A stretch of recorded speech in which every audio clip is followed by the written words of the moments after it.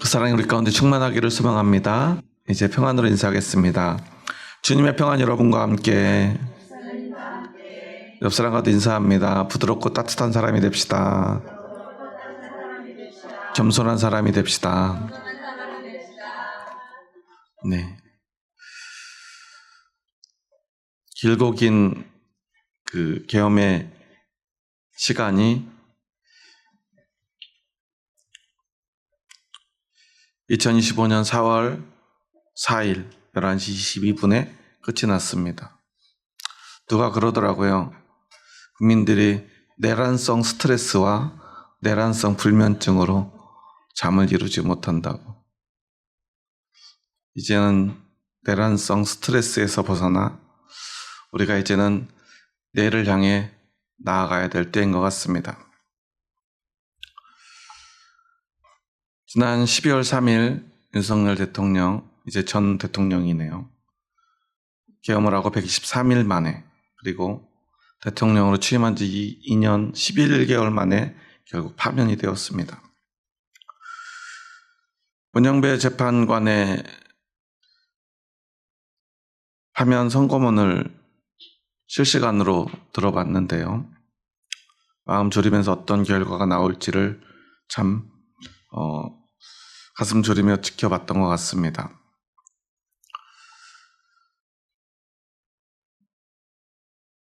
참 많이 고심한 흔적이 느껴졌어요. 제가 나중에 이제 그 선고문을 낭독하는 걸 듣고 집에 와서 선고문 전문을 한번 찾아봤는데요. 그 전에 있던 어떤 법원의 판결문들을 보면 꼭 사전이 필요했어요. 모르는 단어들이 참 많이 나오고 어려운 단어들이 너무 많아서요. 그런데 누구라도 그냥 쉽게 알아들을 수 있도록 작성을 하고 선고문을 낭독하는 걸 보면서 세상이 참 많이 바뀌었구나 라는 생각을 했습니다. 국민들의 눈높이에서 누구나 알아들을 수 있는, 누구라도 수긍할 수 있을 만한 논리 정연한 문장들이었던 것 같습니다. 제가 가장 인상 깊게 들었던 문구는, 국회가 신속하게 비상계엄 해제 요구 결의를 할 수 있었던 것은 시민들의 저항과 군경의 소극적인 임무수행 덕분이었다라는 문구였어요. 계엄이 선포되는 그날 밤에 시민들이요 맨몸으로 총칼을 든 군인들 앞에 섰습니다. 장갑차 앞을 가로막았습니다. 실탄이 장전된 그 총칼 앞에서 두려움 없이 맨몸으로 맞섰던 우리 대한민국의 국민들, 그 용기가 없었더라면 오늘도 없었을지 모릅니다. 오늘 우리는 어떤 세상을 살아가야 될지 알 수 없었을 것입니다. 군인, 경찰들이 소극적으로 임무 수행한 덕분이라고 표현하더라고요. 때문이라고 할 수도 있었을 텐데 덕분이라고 말하더라고요. 때문이면 굉장히 중립적이고요. 덕분이라고 하면은 그것이 옳다고 지지하고 수긍하는 의미가 되겠죠. 아마도 이 문구 하나로 앞으로도 또 만약에 이러한 일이 생겨서는 안 되겠지만 또 누군가가 이러한 일을 도모한다면 그때 이 문구가 큰 힘을 발휘할 거라고 믿습니다. 그때도 이 덕분에, 군경의 소극적인 임무 수행 덕분이었다는 이 문구가 군인과 경찰들의 마음을 움직일 것이며 불법적인 명령에 저항할 수 있는 용기를 주리라고 믿습니다. 외신들은요, 이 탄핵 선고의 과정들을 생중계로 직접 중계하면서 한국 민주주의를 찬사하는 내용들을 이야기합니다. 단지 우리나라만의 문제가 아니라는 사실이에요. 세계 어떤 나라들도요, 오늘과 같은 위협, 독재나 계엄, 또한 어떤 군대를 동원한 무력을 수단으로 해서 국민을 통제하려는 시도들은 어느 곳에나 있을 수 있기 때문입니다. 얼마나 어렵게 만들어낸 민주주의입니까? 그렇기 때문에 이번 한국의 결정은 세계 많은 나라들에게 경종을 울리고요. 또한 기준이 되리라고 생각됩니다. 총칼을 앞세워 군인들이 자국민을 짓밟는 이 무력 앞에서 맨몸으로 그리고 헌법으로 나라를 지켜낸 사례는 세상에 이번 한국의 계엄 사태 그리고 이 탄핵이 어쩌면 유일무이할 것입니다. 폭력에는 폭력으로 맞서 싸울 수밖에 없습니다. 수많은 사람들이 희생되어야만 했습니다. 수많은 혁명이 그렇게 일어났습니다. 그렇게 민주주의가 탄생했습니다. 그리고 오늘 그것을 우리는 지켜내고 있습니다. 저는 이 민주주의가 천국의 방식이라고 생각하진 않습니다. 세상에서 가장 아름다운 제도는, 세상에서 가장 완전한 제도는 하나님이 다스리는 세상일 것입니다. 하지만 하나님을 저버린 우리 인간들이 할 수 있는 최선은 어쩌면 이 민주주의가 아닐까 하고 생각합니다. 하나님의 형상을 닮았고 하지만 죄로 그것을 모두 잃어버린 우리들이 어떤 한 사람의 능력에 기대어 살아간다는 것은 불가능하기 때문입니다.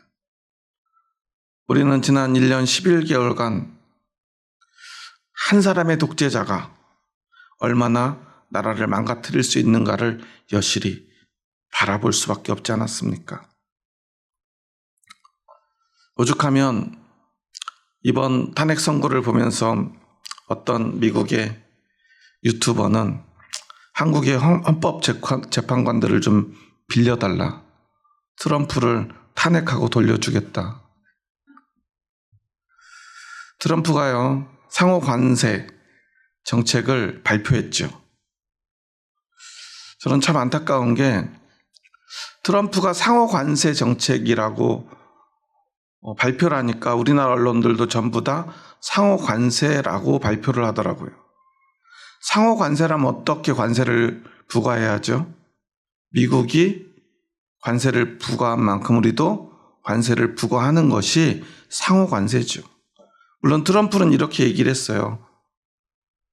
미국은 굉장히 그동안 희생했고 지금도 앞으로 희생하는 나라인데 다른 나라들은 양심이 없는 나라들이라 미국에 대해서 너무나 지나친 관세를 부과해서 미국이 항상 손해를 보고 있었다. 그중에 대표적인 나라로 한국을 꼽기도 하더라고요. 유럽에 대해서는 아주 비양심적인 나라들이라고 하고요. 한국은 몇 프로의 관세를 부과하기로 했다고 그러죠. 트럼프 발표는 25%였고 미국 백악관의 그 차트를 보면 26%로 기록되어 있던데요. 아마 거기도 좀 혼란스러운가 봐요. 서로 말도 맞지 않고요. 얼마나 날림으로 이런 것들을 계산을 했는지 말도 앞뒤가 맞지 않아요. 25%가 어떻게 나왔냐면 한국이 미국에 대해서 50%의 관세를 부과했기 때문에 우리는 그렇게 비양심적으로 하지 않고 그 반만 부과하겠다는 거예요. 그런데 실제 작년 한국이 미국에 부과한 관세는 0.7% 정도밖에 되지 않아요. 1%도 되지 않는 거예요. 이런 것을 상호 관세 정책이라고 할 수는 없습니다. 일방 관세죠. 미국이 일방적인 관세일 뿐이에요. 그런데 이 정책은 반드시 실패할 것입니다. 오히려 미국을 더 혼란으로 빠뜨릴 것입니다. 물론 오랫동안 트럼프가 생각한 경제정책이라고 해요. 그는 사업가였고요. 오래전부터 이 관세 문제에 대해서 불만을 가지고 있다가 그가 대통령이 돼서 반드시 실현시키겠다는 정책 가운데 하나, 아니 가장 중요한 정책 가운데 하나였던 것 같아요. 그로 인해서 벌써부터 미국에 문제들이 생겨나고 있죠. 너무나 어려운 시국입니다. 우리나라가 사실 지금 이렇게 대통령 한 사람 때문에 탄핵의 문제에 수개월의 시간을 쓸 수 없을 만큼 시급한 문제 앞에 우리는 놓여 있다는 사실이에요. 환율은 오르고요. 주가는 떨어지고요. 어떤 사람이 그런 평가를 내리더라고요. 정치 문제는 사실 금방 해결할 수도 있는 문제다. 법적으로 해결하면 되니까요. 원칙에 따라. 어려울 것 같지만 생각보다 쉬울 수도 있다. 그런데 경제 문제는 어떠냐? 우리가 지금 짧은 시간에 망쳐놓은 이 경제의 문제들을 회복하는 데는 우리가 상상할 수 없는 많은 시간이 걸릴 것이다. 너무나 복잡한 문제거든요. 우리만 잘한다고 되는 문제도 아니고요. 우리가 하나가 되어야 될 때입니다. 우리가 온 힘을 모아야 될 때입니다. 그런데 또 어떤 사람들은요, 지금도 대통령이 다시 복귀해야 된다라고 주장하는 사람이 있어요. 저희 교단의 어떤 큰 교회 목사님이 설교 시간에 그런 얘기를 하더라고요. 대통령이 절대 탄핵돼서는 안 되고 탄핵된 후에도 다시 복귀해야 된다. 그렇지 않으면 우리나라는 공산주의자들에 의해서 나라가 망할 것이다. 공산주의자들 때문에 교회가 망할 것이다 라고 말합니다.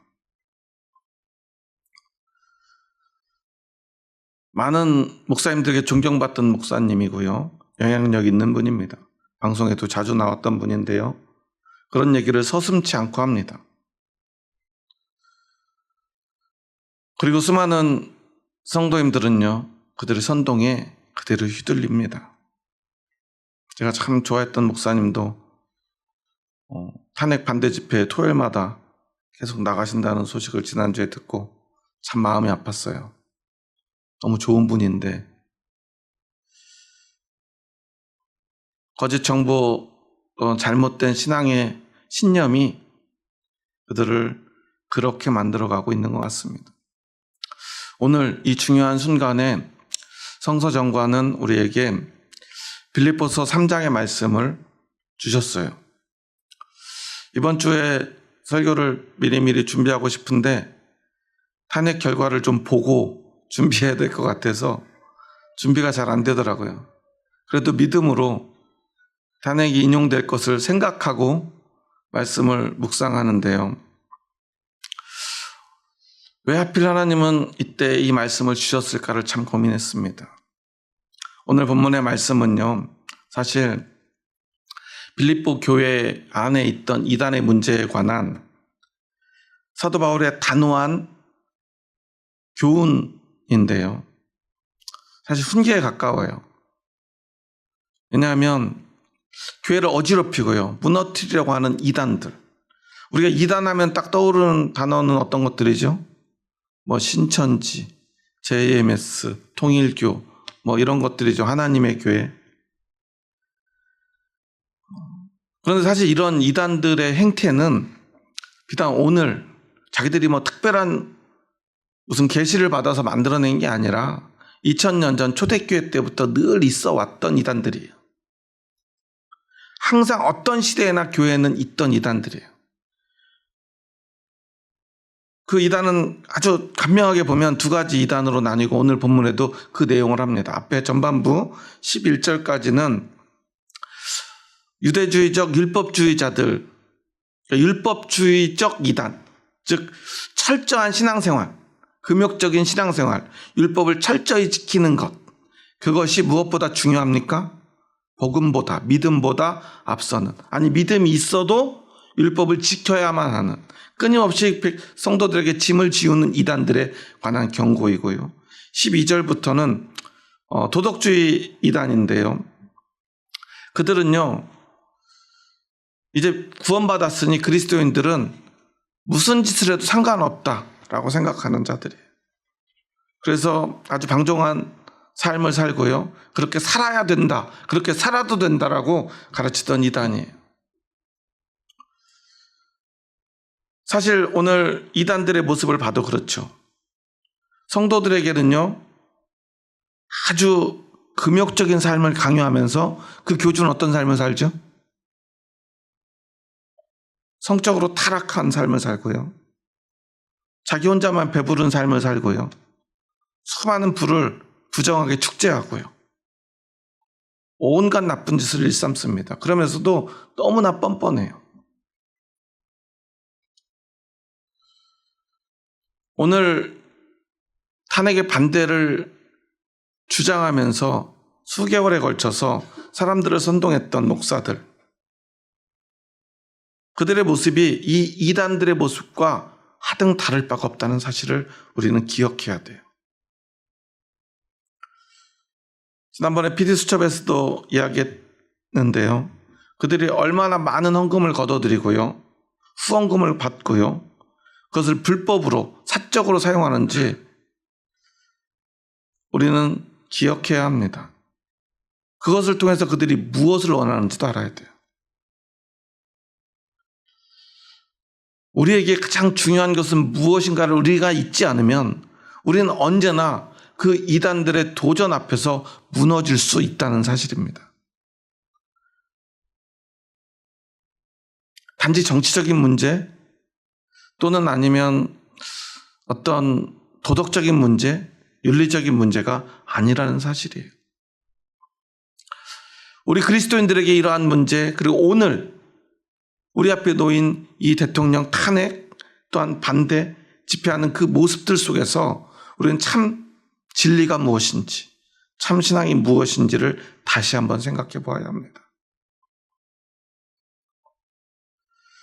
오늘 본문에서 우리가 제일 잘 알고 있는 말씀은 14절의 말씀이죠. 다시 한번 읽어보겠습니다. 14절입니다. 표대를 향하여 그리스도 예수 안에서 하나님이 위에서 부르신 부름의 상을 위하여 달려가노라. 표대를 향해 달려가는 것이 우리 신앙의 본질임을 사도 바울은 이야기를 해요. 그러니까 사람들은 이 말씀을 보고 무엇을 생각하냐면, 어떤 단어를 생각하냐면 열심, 성실을 생각합니다. 표대를 향해 열심히 달려가는 걸 이야기를 해요. 하지만 사도 바울이 이야기하는 건 단지 열심히 달려가자는 게 아니에요. 만약에 이 말씀이 그러한 내용이라면 어제 비가 오는데도 광장에 모여가지고 열심히 다시 대통령의 복귀를 외쳤던 그 사람들이야말로 진정한 열심인 참 그리스도인일 것입니다. 하지만 사도 바울은 그런 이야기를 하는 게 아니라는 사실이에요. 사도 바울은 우리 믿음의 본질이 무엇인가를 이야기하기에 앞서 율법주의, 유대주의적 율법주의자들에게 경고를 해요. 그 육신의 영광을 의지하는 그들. 야, 그게 진짜 구원의 길이라면 나는 너희들보다 더 많은 걸 가지고 있어. 사도 바울은 뭐라고 그러죠? 나는 8일 만에 할례를 받았고 이스라엘 족속이고 베냐민 지파고 히브리인 중에 히브리인이고 그리고 율법으로는 바리새인이야. 나는 율법으로 흠이 없는 완전한 육체를 가지고 있는 사람이야. 이 사도 바울이 말하고 있는 굉장히 중요한 의미들을 담고 있어요. 왜냐하면 그때 당시에 빌립보 교회를 무너뜨리려는 그들 중에는 유대인이긴 유대인인데 헬라계 유대인들이 많았죠. 대부분이었습니다. 유대인들은 누구를 유대인이라고 그러냐면요, 엄마 아빠 중에 누가 유대인이어야 되냐면요, 우리는 보통 아빠가 한국 사람이면 그 사람을 한국 사람이라고 부르죠. 뭘 보면 알 수 있어요? 성을 보면 알 수 있죠. 얼굴 색이 우리가 달라도, 머리카락 색, 눈동자 색이 우리가 달라도 그 성이 김이박 뭐 이런 한국 성이면 우리는 그 사람이 한국 사람이라고 말하잖아요. 이게 북의 혈통입니다. 그런데 유대인은 아주 독특하게도 목의 혈통을 가지고 있어요. 엄마가 유대인이면 무조건 유대인이에요. 그리고 지금도 이스라엘은요, 부모나 조부모 중에 엄마가 유대인이면 이스라엘에 가서 살 수 있는 자격을 줍니다. 그러니까 그러한 모계의 혈통, 어머니가 유대인인 헬라계 유대인들과 달리 나는 아빠 엄마가 다 유대인인 진짜 히브리인, 진짜 유대인이라고 말하고 있는 거예요. 그리고 이스라엘 족속이라고 말하는 것은 그들 중에는 유대인이라고 자청하지만 개종한 유대인들. 하지만 나는 개종한 유대인이 아니라 정통 유대 가문에서 태어난 유대인이다라고 말합니다. 난 율법으로는 바리새인이라고 말합니다. 바리새인들은 유대인들 중에서도 순수한 혈통을 가진 사람들 중에서도 제대로 교육받고 율법을 연구하고 자격을 얻은 사람들만이 가질 수 있는 이름이에요. 더군다나 바울은 유명한 율법학자인 가말리엘의 문화생이었어요. 수제자였습니다. 그것뿐만이 아니에요. 그는 이 유대 전통을 위해서 그리스도인들을 박해하고요. 율법으로는 흠이 하나도 없다고 스스로 자부합니다. 그냥 하는 얘기가 아니에요. 그 모든 율법을 스스로 다 지켰다는 거예요. 하지만 그러나 그는 그것은 나에게 아무런 의미가 없다라고 7절에서 말합니다. 우리 한번 7절, 8절 말씀 함께 읽어볼까요? 7절과 8절입니다. 그러나 무엇이든지 내게 유익하던 것을 내가 그리스도를 위하여 다 해로 여길 뿐더러 또한 모든 것을 해로 여김은 내 주 그리스도 예수를 아는 지식이 가장 고상하기 때문이라. 내가 그를 위하여 모든 것을 잃어버리고 배설물로 여김은 그리스도를 얻고 그 안에서 발견되려 함이라고 말합니다. 내가 자랑할 만한 이 모든 것, 너희가 자랑하는 그것 내가 다 가지고 너희보다 더 자랑할 만한 것을 가지고 있지만 너희들 헬라계 유대인이잖아. 이방인이었지만 개종한 유대인이잖아. 유대인이지만 너희들 바리새인 아니잖아. 나만큼 율법 열심히 공부하지 않았잖아. 그런데 나에게 그것은 중요하지 않아. 여러분, 배설물은 어떤 거죠? 우리 몸에 많이 있으면 좋습니까? 이왕이면 어떻게 해야 돼요? 버려야 시원하고, 이왕에 버리되 다 버려야 시원한 것. 사도 바울은요, 사람들이 자랑하는 그것이 그 배설물 같다는 거예요. 단 한 점도 남아있지 않은 게. 우리가 아침에 일어나서 변을 보는데 잔변감이 있으면 어때요? 하루 종일 찝찝하잖아요. 그런 찝찝한 거라고 말하고 있는 거예요. 아무짝에 쓸모없는 것, 빨리 나가야 될 것, 사라져야 될 것, 버려야 될 것.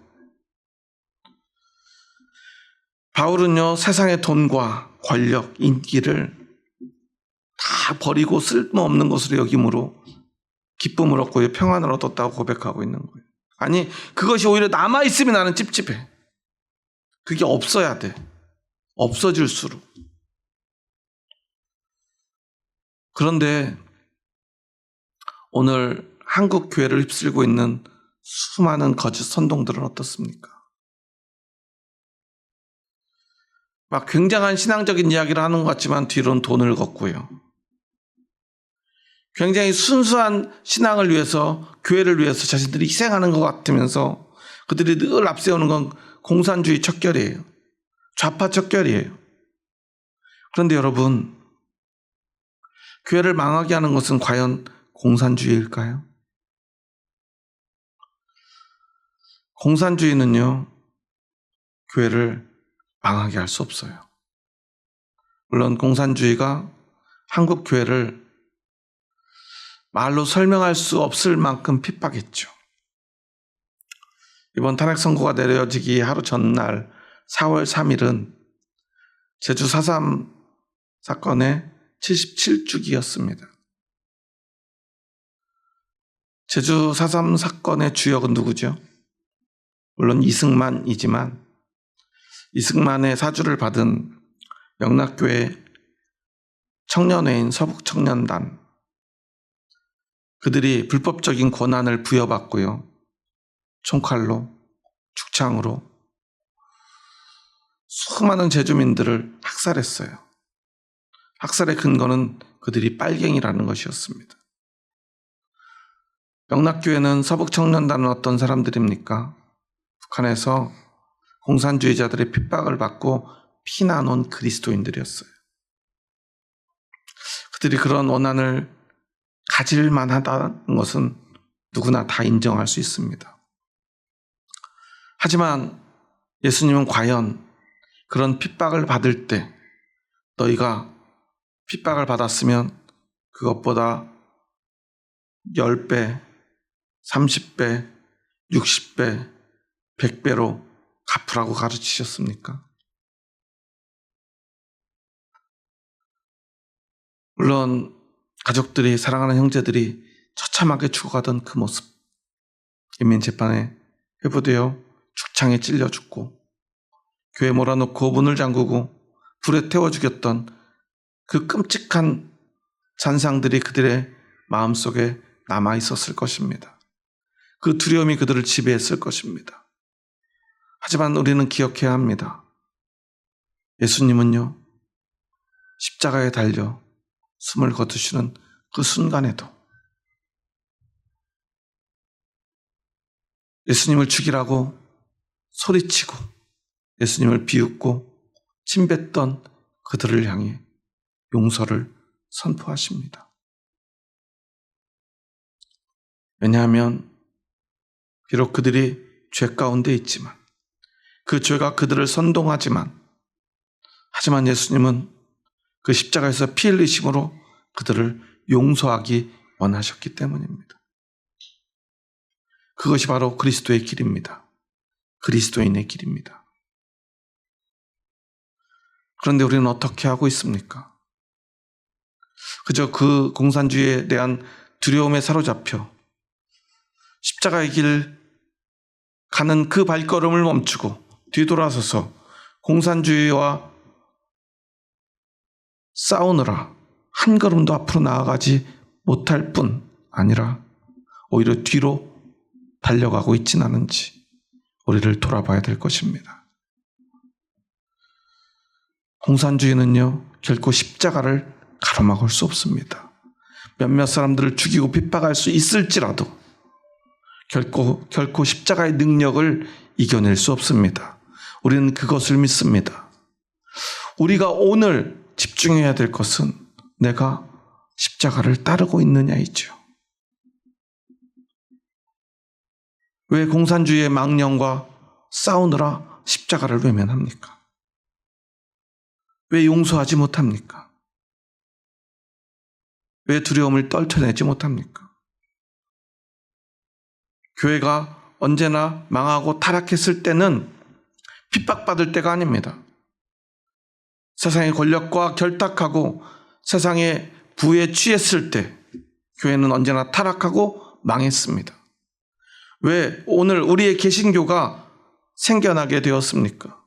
교회가 왕권과 하나가 되고 오히려 왕을 좌지우지하고 돈으로 성직을 사들이고 그렇게 쏟아부은 돈만큼 가난한 자들에게서 그 돈을 탈취하고 그렇게 온갖 부정과 부조리를 저질렀던 교회, 그것은 하나님의 원하시는 교회, 주님의 몸된 교회가 아니기에 참된 교회를 회복하자고 교회를 개혁하기 위해 새로운 교회, 아니 진짜 교회를 회복하는 운동, 그렇게 오늘 우리의 교회가 생겨나게 된 것이 아닙니까?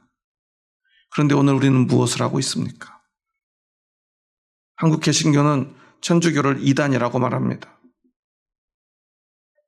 그런데 오늘 우리가 지금의 천주교도 아닌 500여 년 전 그 타락했던 천주교, 그들을 따라가고 있진 않은지 우리의 모습을 돌아봐야 될 것입니다.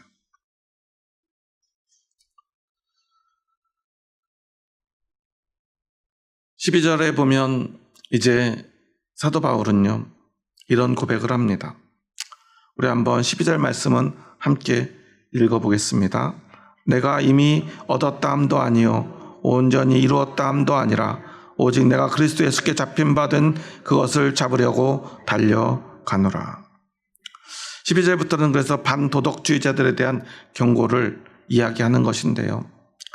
믿음으로 구원받았다는 구실로 도덕을 무시하고 방종하며 성적 타락에 빠졌던 그들, 그리고 그것을 오히려 권고했던 그들, 돈과 권력과 타락에 빠져서 그렇게 살아가면서도 나는 구원받았으니 아무 문제가 없다. 이미 구원받았고 구원은 이미 완성되었기 때문에 그 구원은 변함이 없다는 그들의 주장 때문에 교회는 타락하기 시작했습니다. 그런데 우리는 기억해야 합니다. 우리의 구원의 의미가 무엇인가를. 사도 바울은 이렇게 말하죠. 내가 이미 얻었다 함도 아니요 온전히 이루었다 함도 아니라. 물론 이것을 잘못 오해하면 구원은 예수 그리스도 십자가로 이루어질 수 없는 거구나. 그럼 다시 어디로 가요? 율법주의로 가는 거예요. 이 사이에서 진짜 구원의 의미를 우리는 찾아야 합니다. 인간의 죄성, 인간의 한계는요, 우리를 완전한 율법주의자로 만들거나 이 반도덕주의자들로 만들 수밖에 없어요. 하지만 그곳에는 하나님의 은혜가 있습니다. 예수 그리스도의 십자가가 있습니다. 오늘 우리는 오직 그것을 바라봅니다. 교회를 무너뜨리고 교회를 선동하는 수많은 사람들이요, 이 양극단에서 사람들을 유혹합니다. 교회를 선동합니다. 타락하게 만듭니다. 믿음이라는 이름, 그리스도라는 이름, 교회라는 이름, 믿음이라는 그 단어를 사용하면서 사람들을 믿음이 아닌 곳으로 안내하고 있다는 사실이에요. 우리를 유혹하고 있다는 사실이에요. 사단이 예수님을 시험할 때 몇 가지 시험을 하죠? 3가지 시험을 하죠. 돌을 떡으로 만들려고 합니다. 먹고 사는 문제를 이야기하는 거예요. 먹을 걸 만들어야 사람들의 마음을 움직이지. 탄핵 선고가 끝나고요, 어떤 기자가 한 5시간 만에 그 탄핵 반대 집회 현장에 가보니까요, 사람이 다 뿔뿔이 흩어져서 휑하더라고요. 그곳에 그 집회에 가는 사람들은요, 보통 그곳에 도착하면 봉투를 하나씩 받는데요. 정광훈 목사가 그런 얘기를 공개적으로 하더라고요. 봉투 주면 제발 그곳에서 열어보지 말고 집에 가서 열어보라고. 그래가지고 집에 가서 열어보고 다른 사람들한테 이렇게 너희들도 받을 수 있으니까 함께 가자고 얘기하래요. 돈으로 사람들을 유혹합니다. 돈으로 사람들을 모읍니다. 먹을 것이 있는 곳에 사람들이 몰려듭니다. 물론 예수님도요, 오병이어의 기적을 통해 수천 명을 먹이셨죠.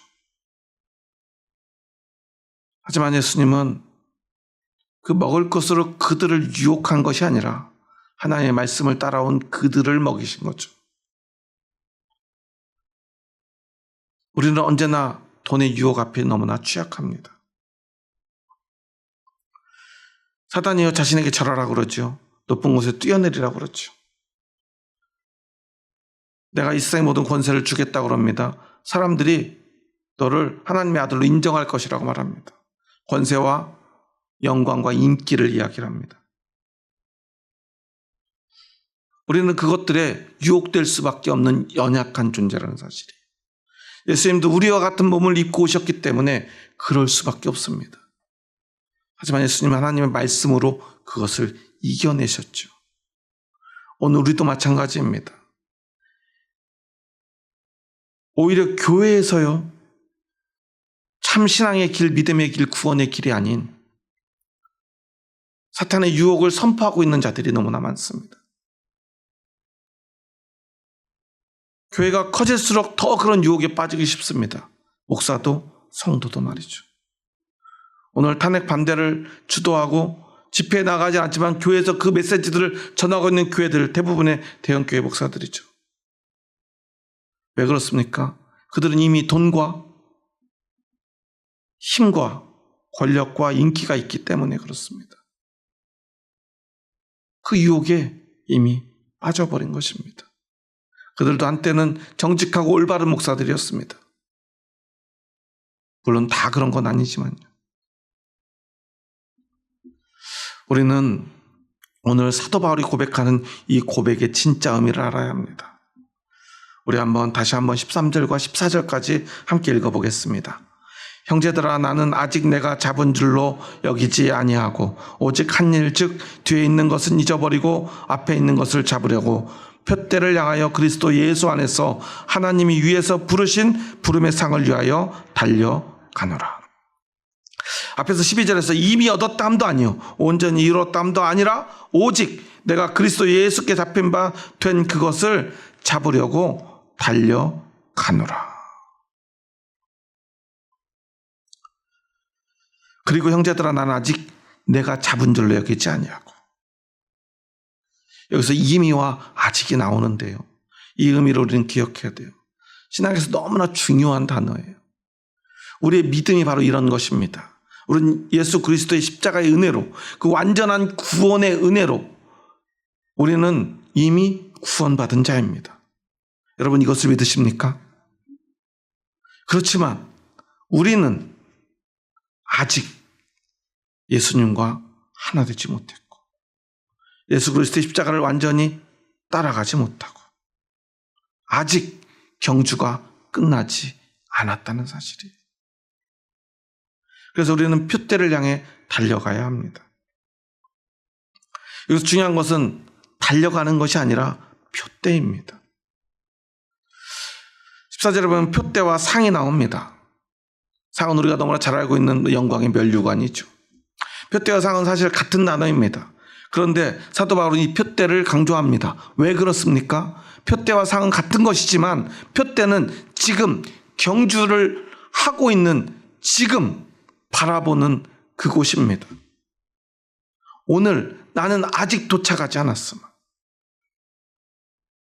그래서 아직도 경주해야 될 지금을 고백하는 것입니다. 상은 그것이 끝나는 날 받게 될 영광을 이야기하는 것이죠. 그러게 우리는 그저 열심히 아무데로나 아무렇게나 달려가서는 안 됩니다. 오직 표대, 곧 하나님의 나라, 하나님의 품을 향해 달려가야 합니다. 하지만 오늘 우리는 무엇을 하고 있습니까? 그저 열심히 표대가 아닌 곳을 향해 달려가고 있지는 않습니까? 얼마 전에 이제 완결된 넷플릭스 드라마 폭삭 속았수다에서 그 주인공 애순의 딸인 금명이가 하는 대사들이 있어요. 그 대사 가운데 이런 내용이 있습니다. 18 엄마는 엄마를 잃고 엄마가 됐고 19 아빠는 금매들 대신 금명이 아버지가 됐다. 그들의 봄은 꿈을 꾸는 계절이 아니라 꿈을 꺾는 계절이었다. 그렇게도 기꺼이. 그렇게 자신만을 위해서, 자식들만을 위해서 정말 자신의 모든 꿈을, 젊음을 저버리고 최선을 다한 그 엄마 아빠에게 어느 날 유학 문제 때문에 교수님이 자기를 도와주겠다고 그러는데 자기는 그냥 유학을 포기하겠다. 가난한 집 사정, 사실 가난하지도 않은데 부자 아이들에 비해서 조금 어려운 형편 때문에 자기가 이것은 포기하더라도 그래도 교수님에게 선물 주고 싶다는 전화를 하려고, 교수님이 그래도 자기 인정해줬다는 얘기를 하려고 엄마하고 전화를 하다 막 짜증을 내요. 야, 왜 네가 다른 사람한테 도움 받아? 내가 보내줄게. 엄마는 세상 물정도 몰라? 돈이 얼마나 비싼데. 막 짜증을 내면서 끊어, 그러고 끊어버려요. 그때 이런 대사를 합니다. 다른 사람을 대할 땐 연애 편지 쓰듯 했다. 한자 한자 배려하고 공들였다. 남은 한 번만 잘해줘도 세상 없는 은인이 됐다. 그런데 100만 번 고마운 은인에게는 낙서장 대하듯 했다.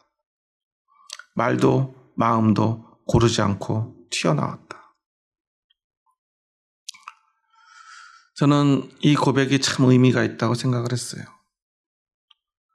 우리도 오늘 표대를 향해 달려간다 말은 하지만 과연 우리는 하나님께 어떻게 하고 있는가?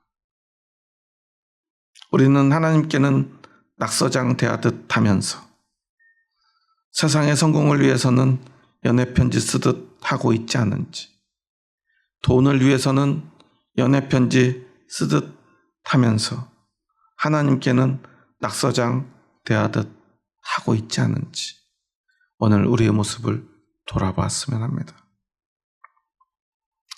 저는 지난 4월 4일 11시 그 시간을 기다리면서 제가 운전 중이었는데요. 실시간 라디오를 틀어놓고 이렇게 운전하는데 그 재판소 내에 한 10여 분 전부터 거의 한 30분 전부터요. 침묵이 흐릅니다. 아무 말도 아무 소리도 나지 않아요. 긴장한 모습으로 11시를 기다립니다. 11시가 되기 직전 판사들이 입장합니다. 그 11시가 되자마자 판결문을 있길래 차를 세워놓고 유심히 들었어요. 11시 22분 파면 선고가 되는 그 순간 저는 두려운 마음이 들었습니다. 언젠가 우리도 하나님의 심판대 앞에서 하나님의 선고 앞에 서야 되는 순간이 오지 않겠나 하고 말입니다. 언젠가 우리도 헌재의 엄중한 판결을 받듯 하나님 앞에 서야만 합니다. 지난 123일 우리는 너무나 길고 지루하게 느껴졌죠. 오죽하면 내란성 스트레스라는 말을 하겠습니까? 내란성 불면증이라고 말하겠습니까? 오죽하면 국회의원이 유튜브를 틀어놓고 대파라면을 끓여놓고 파면을 먹읍시다. 막 이런 얘기까지 해가면서 그날을 손꼽아 기다리겠습니까? 그런데요, 정말 끝나지 않을 것만 같던 그 시간이 단 몇 분 만에 끝나버리더라고요. 이제는 이미 지난 일이 되었습니다. 하나님의 나라가 오지 않을 것만 같은 그 길고 지루함이 오늘 우리에게 있습니다. 하지만 그 순간이 언제 올지 우리는 알지 못합니다. 전 우주적 파면의 순간이 곧 올 것이고요.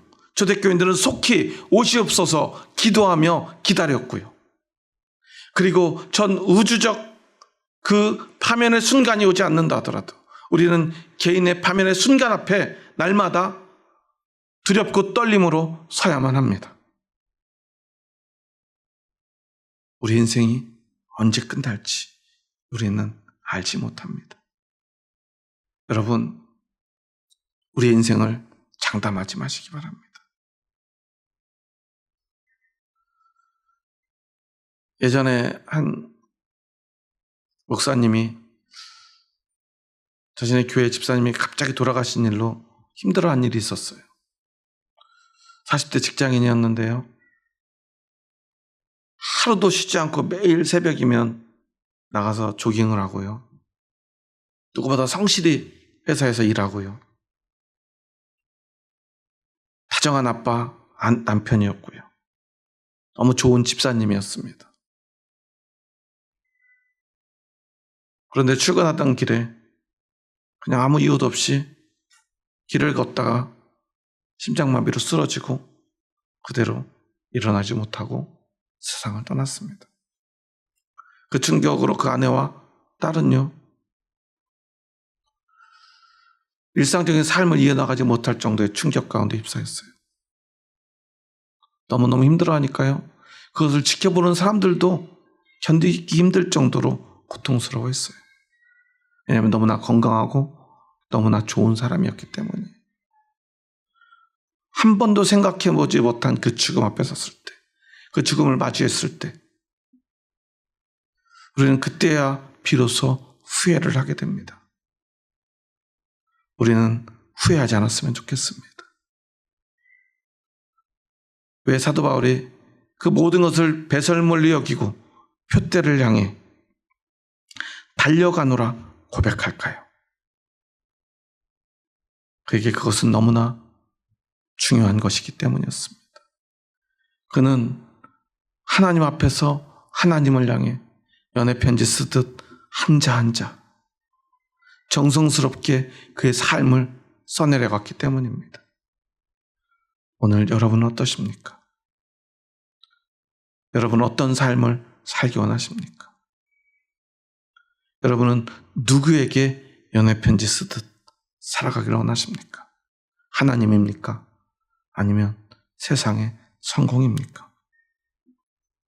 세상의 성공이 전부인 사람들은요, 그렇게 공산주의를 두려워할 수 있습니다. 대통령 탄핵 반대를 외칠 수도 있습니다. 정치적 목적을 이루고요, 돈을 위해서 하나님을 팔아먹을 수도 있을 것입니다. 하지만 진짜 구원, 하나님의 나라를 소망하는 사람은 결코 그럴 수 없습니다. 공산주의도 그들의 길을 가로막을 수 없습니다. 어떤 세상의 이익도 성공도 그것을 대신할 수 없을 것입니다. 오직 하나님만을 향해 연애 편지 쓰듯 그의 삶을 한 줄 한 줄, 한자 한자 정성스럽게 써내려 갈 수밖에 없을 것입니다. 오늘 우리 그렇게 사도 바울처럼 표대를 향해 나아갔으면 합니다. 이미 이루었다고 자고하고 교만하지 맙시다. 우리는 아직 이루지 못했습니다. 하지만 아직 이루지 못한 그 삶이, 그 신앙의 삶이 얼마나 소중하고 아름다운 것인가를 기억할 수만 있다면 우리의 삶은 분명 달라질 것입니다. 여러분, 우리 이곳에서 함께 아름다운 일기를, 아름다운 편지를 써내려 갔으면 합니다. 대단히 열심히 우리가 할 수 없는 그러한 일을 하라고 하나님은 말씀하지 않았습니다. 우리가 지키지 못할 율법 지키라고도 하지 않았고요. 우리 마음대로 죄에 빠져 살라고도 하지 않았습니다. 우리가 할 수 있는 최선을 다해 표대를 향해, 하나님 향해 그렇게 정성스럽게 한자 한자 그렇게 연애 편지를 쓴다면 네 부족한 모든 것은 내가 대신 채워주겠노라. 아들 독생자 예수 그리스도 이 땅에 보내주셔서 그 일기장을 예수님의 그 사랑으로, 십자가의 사랑으로 가득 채워주셨습니다. 십자가가 그려진 그 편지지 위에 우리가 아름다운 연애 편지를 쓸 수 있기를 주님의 이름으로 축원합니다. 우리 마지막으로 함께 이렇게 인사하고 고백하고 오늘 말씀을 마쳤으면 좋겠습니다. 옆 사람 보면서 오늘 설교의 제목처럼 이렇게 고백하도록 하겠습니다. 우리는 이미 그리스도로 구원받았습니다.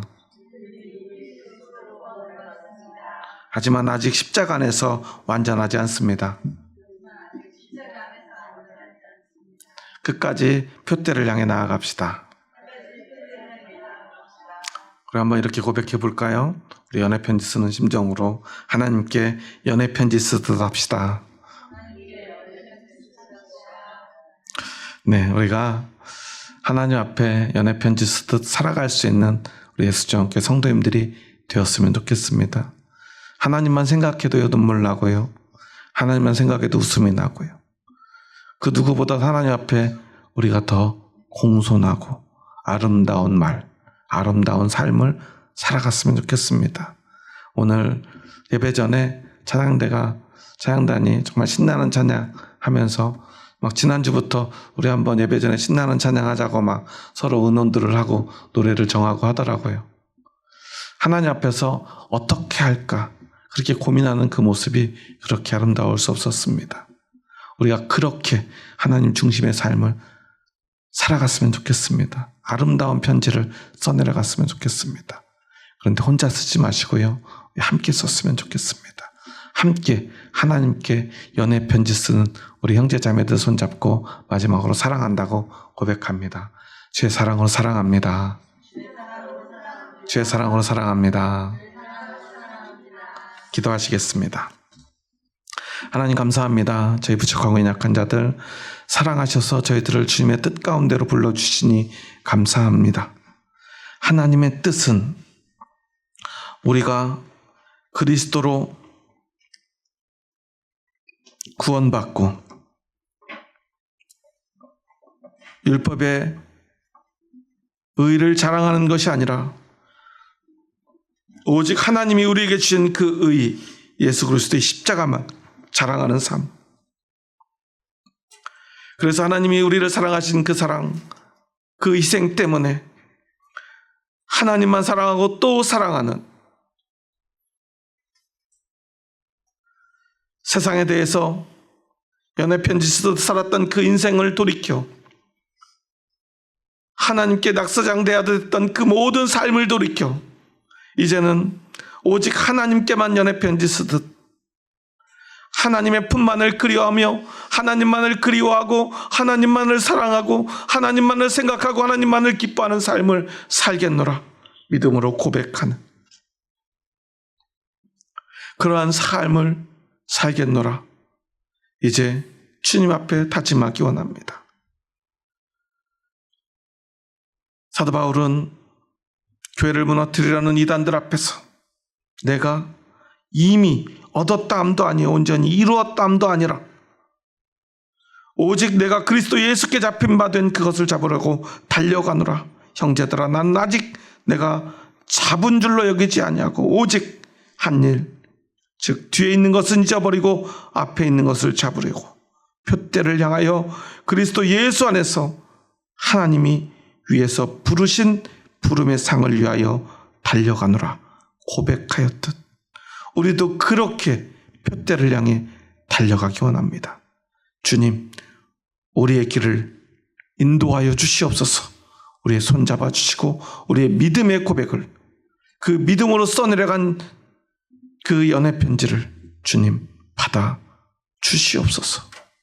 예수님의 이름으로 기도합니다. 아멘.